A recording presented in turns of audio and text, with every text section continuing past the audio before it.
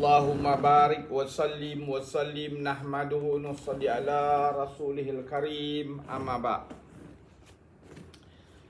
Haji perpisahan, Hajatul Wida' wada Rasulullah SAW. Kesemua ulama' bertuju di atas kenyataan ini bahawa Rasulullah SAW cuma sekali saja menunaikan haji selepas hijrah, iaitu pada tahun yang akhir bagi hayatnya. Semasa perjalanan haji ini, beberapa perkara dilihat pada baginda sebagaimana biasanya dilihat ke atas orang yang akan bertolak. Dengan ini, haji ini dikenali sebagai Hajatul Wada', yakni haji perpisahan.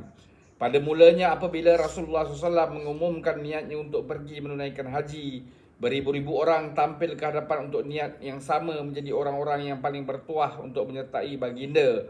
Siapa sahaja yang mendengarnya mengatakan keinginan mereka untuk pergi bersama-sama dengan baginda SAW.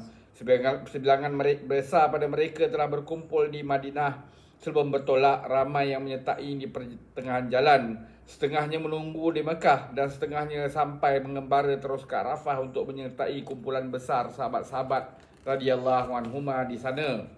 Menurut lamat mengenai hadis Abu Daud, jumlah kesemua mereka ialah telah mencapai 124,000 orang.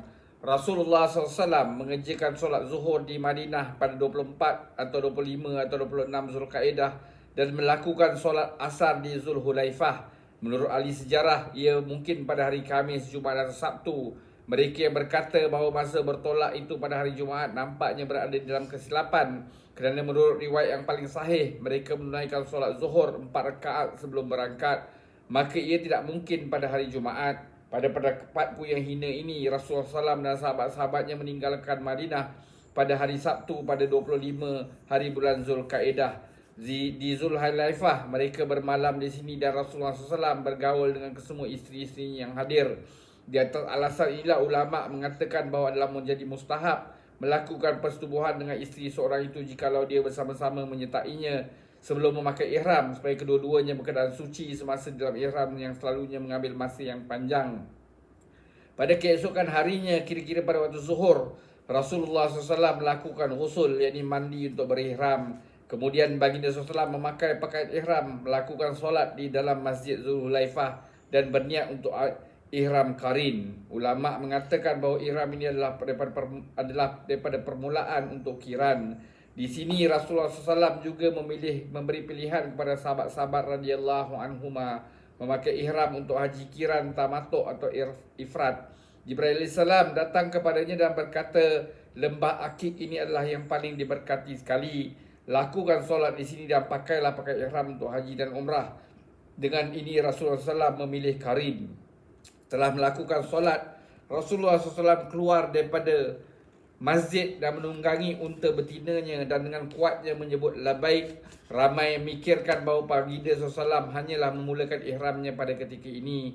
Tidaklah demikian, kerana sebenarnya baginda telah memulakannya sejak berada di dalam masjid dan cuma orang yang berhampiran dengannya mendengar akan talbiyah, yakni labaik. Tak kala berada di atas unta, suaranya bertambah tinggi lagi. Daripada Zulhulaifah mereka meneruskan perjalanan dan mendaki gunung Baida berdekatan dengan Zulhulaifah. Sebagaimana kita tahu bahawa adalah menjadi mustahab bagi jemaah haji yang berada di dalam ihram menyebut talbiyah dengan kuat pada setiap tempat tinggi. Rasulullah SAW sekali lagi menyebutnya.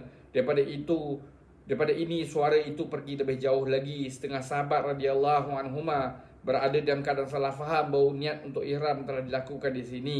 Perarakan itu menuju ke arah Mekah. Jibril AS muncul dan memberitahu Rasulullah SAW memberitahu sahabat-sahabat bahawa mereka hendaklah menyebut talbiyah dengan kuatnya. Ini mereka lakukan tak kala mereka tiba di lembah Rauha.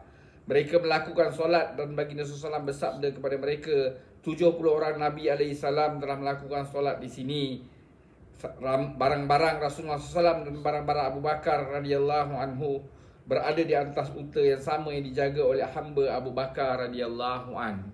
InsyaAllah kita akan sambung besok. Semoga Allah SWT bagi taufik untuk kita ambil iktibar, amalkan dan sampaikan. Subhanallahi wa bihamdi. Subhanakallahumma bihamdika asyhadu an la ilaha anta astaghfiruka wa atubu ilaik. Subhana rabbika rabbil izzati amma yasifun wa salamun alal mursalin. Alhamdulillah rabbil alamin. Taqabbalallah.